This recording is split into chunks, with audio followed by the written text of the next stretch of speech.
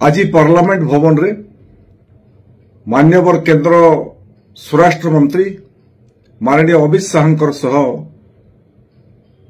साक्षात करी एवं दुईटी गुरुत्वपूर्ण विषय रे तांकर दृष्टि आकर्षण कली आलोचना कली।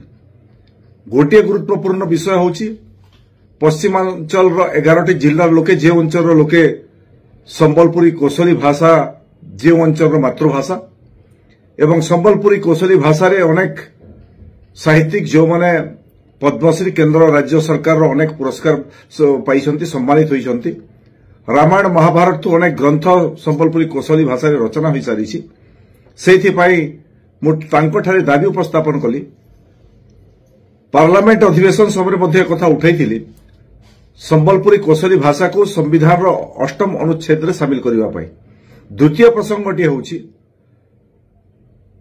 कांग्रेस दलर तत्कालीन सरकार गंधमार्दन पहाड़ रे खनि प्रकल्प पर अनुमति देथिला। जन आंदोलन हैला एवं जन आंदोलन चापरे गंधमार्दन पहाड़ पर्वत सुरक्षित रहिला।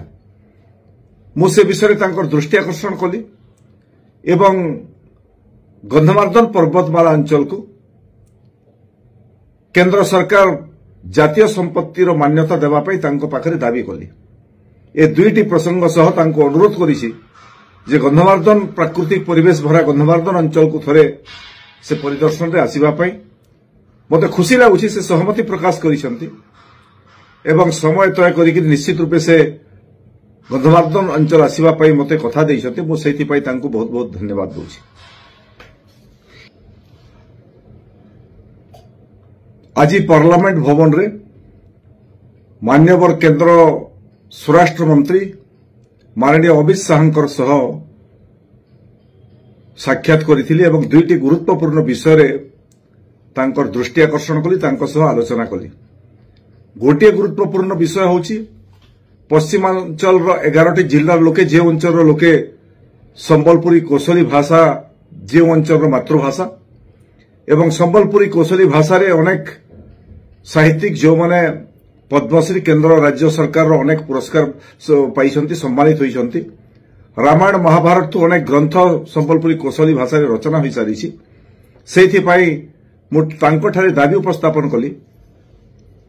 पार्लियामेंट अधिवेशन समय कथा उठाई संबलपुरी कोशली भाषा को संविधान 8म अनुच्छेद रे सामिल करने।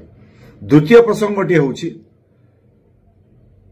कांग्रेस दलर तत्कालीन सरकार गंधमार्दन पहाड़ रे खनि प्रकल्प पर अनुमति देथिला। जन आंदोलन हैला एवं जन आंदोलन चापरे गंधमार्दन पहाड़ पर्वत सुरक्षित रहिला। मु से विषय तांकर दृष्टि आकर्षण कली एवं गंधमार्दन पर्वतमाला अंचल को केंद्र सरकार जातीय संपत्तिर मान्यता देवा पई तांको पाखरे दाबी कली।